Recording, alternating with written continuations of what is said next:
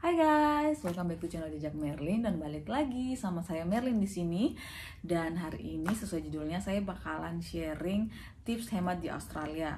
I don't really remember dulu saya pernah sharing atau enggak, tapi ini pertanyaan yang masih sering saya terima ya dari teman-teman, terutama karena saya sering sharing soal gimana saya living a frugal life, ya nggak terlalu hemat-hemat amat sih, tapi cara berhemat di Australia lah. So ya, ini sharing ini tips-tipsnya sesuai dengan yang saya alami sendiri. Jadi kalau teman-teman punya pendapat yang lain, ide-ide yang lain, silahkan leave komen di bawah ya. Dan tapi saya berharap semoga ini bisa membantu teman-teman yang baru bakalan menjejakkan kaki di Australia. So ya, check it out. Tips nomor 1 yang paling penting dari saya yaitu masak di rumah. Ini bener-bener cara yang paling hemat, karena kalau kalian makan di luar, sekali makan di luar tuh sekitar $20, $15 paling murah, $20 ke atas gitulah pokoknya. Jadi kalian bisa bayangin aja sekali makan, kalau sampai kalian 3 kali makan, beli makan di luar itu bisa habis berapa banyak. Sementara kalau kalian groceries, kalau nggak terlalu bermacam-macam menunya, paling kalian bisa menghabiskan sekitar $50 atau $100 maksimum untuk groceries untuk satu orang ya guys. So ya, saranku yang pertama yaitu usahakan kalian selalu masak. Kalau mau makan di luar pun ya mungkin sekali seminggu untuk self reward katanya kan ya. Saya dan suami pun sudah memangkas waktu makan di luar, kalau bisa sih sekali seminggu aja, karena demi program penghematan. Kedua yaitu belanja pas dia lagi half price aja. Jadi misalnya beras, kalau biasanya harganya sekitar $12 atau $18, kalau half price jadi tinggal $9. Jadi kan dengan cara itu kalian berhemat ya. Atau kalau kalian groceries, cari yang sayur-sayuran yang lagi label kuning. Label kuning itu biasanya harganya lebih murah.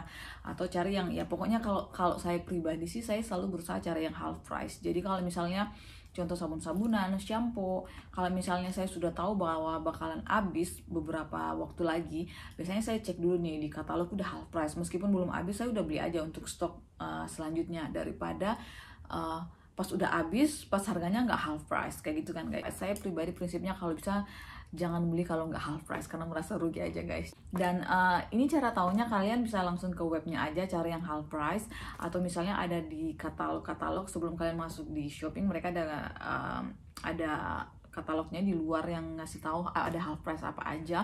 Atau ada app namanya half price app kalau nggak salah. Di situ kalian bisa juga download appnya, jadi kalian bisa update soal barang-barang yang half price. Lalu yang ketiga, ini penting banget, yaitu bawa botol minum. Kayaknya ini bukan hanya di Australia aja sih ya guys, dimana-mana pun kalian pergi, kalau misalnya pasti bakalan lebih hemat kalau kalian bawa botol minum, karena itu menghindari kalian dari belanja minuman pas haus, beli minum pas haus. Maksudnya mungkin itu menurut kalian hanya itu hanya $3, $5, tapi kalian bayangin tiap kali kalian keluar terus lupa bawa botol minum, $3 tambah $3 tambah $3, seminggu berapa, bisa $10, $15 kayak gitu kan. Jadi itu lumayan untuk kalau kalian bisa hemat segitu.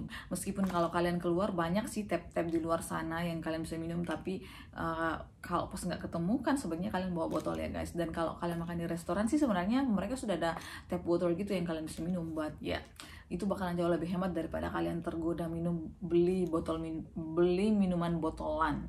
Yaitu soal belanja baju-bajuan ya guys. Jadi di Australia ini sering banget ada mereka half price. Jadi seperti yang groceries tadi, kalau kalian bisa sih kalian beli bajunya pas udah diskon. Misalnya at the end of winter, mau masuk season yang selanjutnya, biasanya baju-baju winter itu udah diskon gitu loh. Jadi kalian untuk menghabiskan stok mereka kan, jadi kalau bisa kalian belinya pas diskon seperti itu. Jadi meskipun memang kalian bakalan keepnya untuk next season, tapi kan setidaknya half price kayak gitu. Atau kalau kalian nggak masalah buat beli baju thrifty ya, kalian bisa ke beberapa banyak tempat banget kayak Finish, Lifeline, Red, aku lupa yang satu tuh. Pokoknya di sini ada banyak toko-toko yang untuk charity gitu. Kalau di Indonesia kayak barang export, barang apa ya istilahnya ya? Kalau di tempatku sih namanya cakar ya. Aku nggak tahu kalau di daerah kalian apa. Pokoknya barang-barang bekas yang luar negeri yang dibawa ke Indonesia itu loh guys. Jadinya kan harganya lebih murah, barang-barang branded tapi harganya murah karena second hand gitu loh. Nah di Australia ini ada juga kayak gitu, jadi kalian bisa beli baju-baju di sana. Kalau kalian beruntung biasanya sih ada banyak yang masih dengan price tag-nya, artinya kan belum dipakai seperti itu ya. Jadi itu salah satu cara berhemat kalau kalian nggak masalah untuk pakai second hand.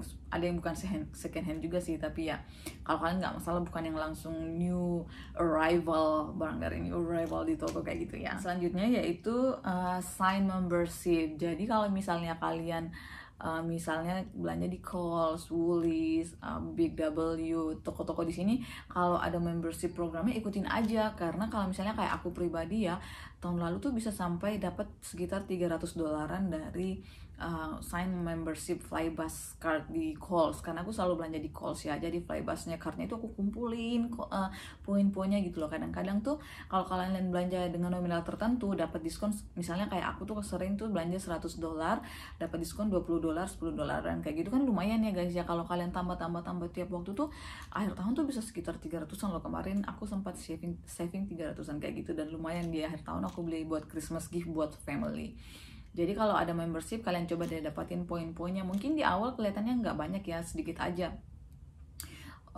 nggak kerasa emang kalau tiap ngumpulin 5 poin, 10 poin gitu-gitu, nggak langsung kerasa efeknya. Tapi kalau kalian tambah-tambah terus kumpulin tuh bisa banyak loh guys. Jadi kalau menurutku sih salah satu tips hematku tuh saya selalu sign membership dan ngejar poinnya gitu.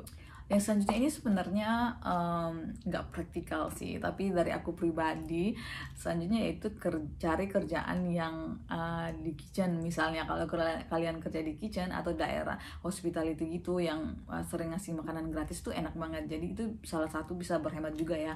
Kalau kalian kerja di restoran, hotel, atau tempat-tempat lain yang ngasih staff meal, itu lumayan loh guys. Aku tuh sering berhemat karena aku kalau makan siangnya sudah di tempat kerja. Terus kalau misalnya sampai kadang-kadang tuh kalau nggak makan siang, makan malam tempat kerja, breakfast lunchnya di tempat kerja. Jadi groceries tuh bener-bener reduce, nggak terlalu banyak lagi karena udah ditanggung dari tempat kerja. Jadi banyak banget berhemat dari sini. Apalagi tempatku tuh banyak daging-dagingan yang kadang-kadang leftover gitu ya, yang belum disentuh sama customer, itu aku bakalan bawa pulang sih dan aku taruh di freezer. Jadi kalau aku butuh ya tinggal masak doang kayak gitu guys. Jadi kalau bisa kalian kalau kalian kerja di tempat-tempat yang hospitality kayak gini, yang makanannya boleh dibawa pulang, ya bawa pulang aja. Itu salah satu tips hemat buat aku ya. Lalu selanjutnya, ini nih aku nggak tahu sih ini kalian suka minum kopi nggak, yang tipikal orang yang belanja kopi di luar sih. Menurutku salah satu tips hematnya itu make your own coffee at home kayak gitu ya guys ya. Karena kalau kalian bayangin aja, kalau kalian sekali beli kopi di luar tuh sekitar $4, $5 kayak gitu ya. Jadi alangkah baiknya kalau kalian mulai untuk bikin kopi di rumah. Atau misalnya kalau kalian yang pecinta kopi yang nggak bisa, kalau nggak dari kopi mesin gitu ya, invest di kopi mesin yang bisa kalian bikin di rumah daripada beli di luar ya.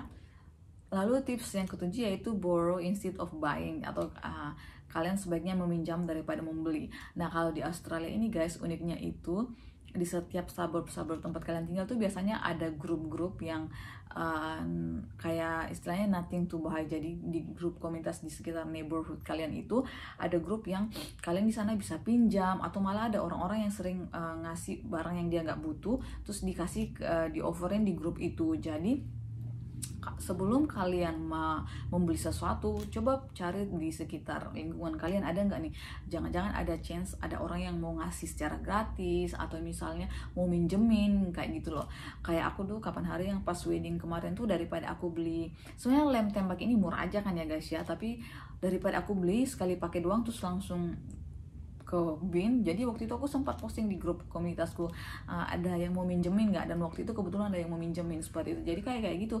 Terus kayak di weddingku kemarin tuh aku butuh basket buat flower girlku gitu kan, itu juga aku dapat dari grup. Jadi kayak gitu-gitu. Jadi kalau kalian di Australia, sebelum kalian mulai berpikir untuk misalnya beli fan, beli heater kayak gitu-gitu, coba deh tanya di grup-grup di komunitas kalian, ada nggak yang mau buang barang-barang mereka yang masih terpakai. Karena orang-orang di sini tuh I don't know why mereka tuh suka buang-buang barang gitu loh guys. Kalau kita di Indonesia kan jarang banget ya diperbaikin, tapi mungkin karena biaya perbaikannya lebih mahal sih.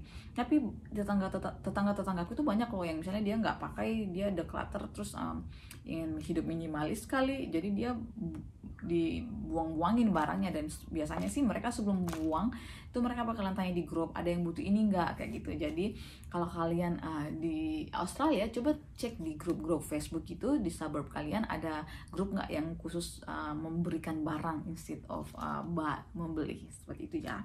Lalu yang terakhir, ini bukan lebih ke tips hemat sih, tapi lebih ke track your expenses. Jadi kayak kalau bisa sih kalian mulai mencatat pengeluaran kalian ini apa aja. Jadi kalian bisa perhatiin di akhir bulan tuh atau di akhir minggu tuh kalian bisa lihat ini aku bocornya di mana. Karena itu salah satu tips yang sangat berguna buat aku ketika aku mulai mencatat jumlah pengeluaran dan mulai memperhatikan, jadi pengeluarannya banyak di misalnya beli boba, beli sushi yang makan makanan di luar $5, itu sebenarnya pengeluaranku banyak di situ. Jadi sejak itu aku mulai aware dan aku mulai mengurangi untuk itu. Jadi tiap kali keluar jadi ingat, ini $5 but it can be add up like jadi $100 kayak gitu loh guys. Jadi saranku sih yang paling terakhir ini, kalian mulai mencatat pengeluaran kalian. Mungkin agak ribet sih untuk orang-orang yang nggak detail ya, tapi mulai mendisiplinkan diri untuk mencatat pengeluaran kalian. Jadi thank me later, aku percaya bahwa ini bakalan berguna banget buat kalian di akhir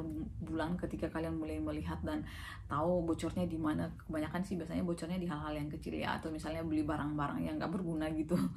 So ya, aku rasa itu dulu tips hematnya, semoga bisa berguna buat teman-teman yang bakalan baru ke Australia. Sekian dulu video dari channel Jack Merlin. I'll see you in next video. Bye bye.